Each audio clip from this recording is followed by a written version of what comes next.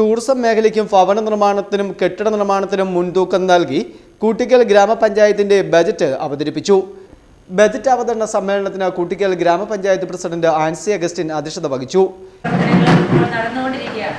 എന്നാൽ വലിയ കാഴ്ചപ്പാടോടുകൂടി ഈ പുതിയ ഭരണസമിതി വന്നതിന് ശേഷം 14ാം പഞ്ചവത്സര പദ്ധതിയുടെ അവസാന വർഷത്തെ പദ്ധതികളാണ് നാം ഇന്നിവിടെ അവതരിപ്പിക്കുന്നത്.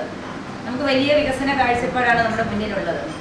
2021 പ്രളയവും അതിന് ശേഷമുള്ള നമ്മുടെ തിരിച്ചുപിടിക്കലുകളും എല്ലാം നാടിനെ എല്ലാ സമൃദ്ധിയിലേക്ക് നയിച്ചുകൊണ്ടാണ് ഇരിക്കുന്നത്.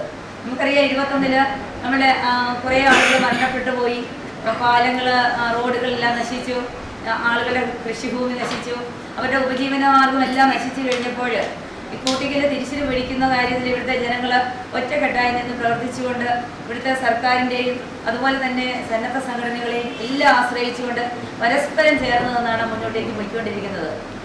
കൂട്ടിക്കൽ ഗ്രാമപഞ്ചായത്ത് വൈസ് പ്രസിഡന്റ് KR രാജി ബജറ്റ് അവതരണം നടത്തി. പ്രതീക്ഷിക്കുന്ന വരവുകളുടെയും ചിലവുകളുടെയും കൈമാറി കിട്ടിയ സ്ഥാപന മേധാവികളുടെയും നിർദ്ദേശങ്ങൾ കൂടി ഉൾക്കൊള്ളിച്ചുകൊണ്ടാണ് ബഡ്ജറ്റ് തയ്യാറാക്കിയിരിക്കുന്നത്.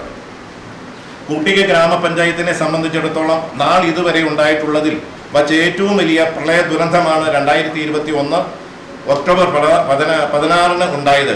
വിലപ്പെട്ട 13 ജീവനുകൾ നഷ്ടപ്പെട്ടതിനപ്പുറം നമ്മുടെ റോഡുകളും നിരവധി പാലങ്ങളും കൃഷി സ്ഥലങ്ങളും മൃഗസംരക്ഷണ മേഖലയും ഒട്ടാകെ നഷ്ടപ്പെട്ട അവസ്ഥയിൽ നിന്നും നമ്മുടെ നാടിനെ വീണ്ടെടുക്കുന്നതിനുള്ള ശ്രമങ്ങളാണ് നടന്നുകൊണ്ടിരിക്കുന്നത്. കാർഷിക മേഖലയ്ക്കും മൃഗസംരക്ഷണ മേഖലയ്ക്കും പാർപ്പിട മേഖലയ്ക്കും ആരോഗ്യ മേഖലയ്ക്കും ഒക്കെ പ്രാധാന്യം നൽകിക്കൊണ്ടുള്ള ബഡ്ജറ്റാണ് നാം തയ്യാറാക്കിയിട്ടുള്ളത്. തനത് ഫണ്ട് വളരെ കുറവായ പഞ്ചായത്തായതിനാൽ സർക്കാർ ഗ്രാന്റുകൾ തന്നെയാണ് മുഖ്യ ആശ്രയം. ആയതുകൊണ്ട് പരിമിതമായ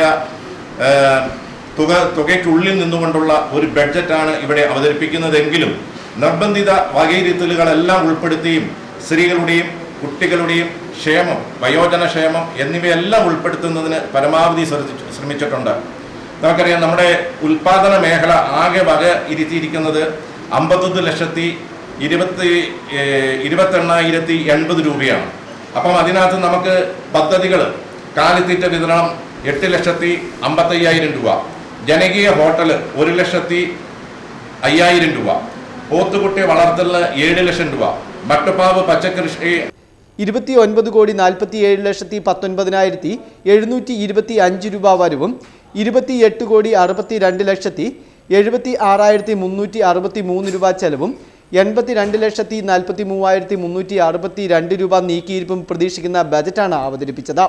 പഞ്ചായത്ത് ഓഫീസ് കെട്ടിട നിർമ്മാണത്തിന് 3 കോടി രൂപയും ഭവന നിർമ്മാണത്തിന് 67,29,290 രൂപയും ആരോഗ്യ മേഖലയിൽ 7,50,000 രൂപയും ഭിന്നശേഷിക്കാരുടെ ക്ഷേമത്തിന് 11,25,000 രൂപയും വയോജന ക്ഷേമത്തിന് 11,36,430 രൂപയും വനിതാ ഘടക പദ്ധതിക്ക് 23,75,000 രൂപയും ടൂറിസം പ്രാരംഭ നടപടികൾക്ക് 2 ലക്ഷം രൂപയുമാണ് വകയിരുത്തിയ പ്രത്യേക പദ്ധതികൾ. യോഗത്തിൽ വാർഡ് മെമ്പർമാർ, പഞ്ചായത്ത് സെക്രട്ടറി, നിർമ്മാണത്തിന് മുൻകൈ എടുത്തുകൊണ്ടുള്ള ഉദ്യോഗസ്ഥർ, ഇംപ്ലിമെന്റ് ഓഫീസർമാർ തുടങ്ങിയവർ പങ്കെടുത്തു. Festoon news, Mundakayam.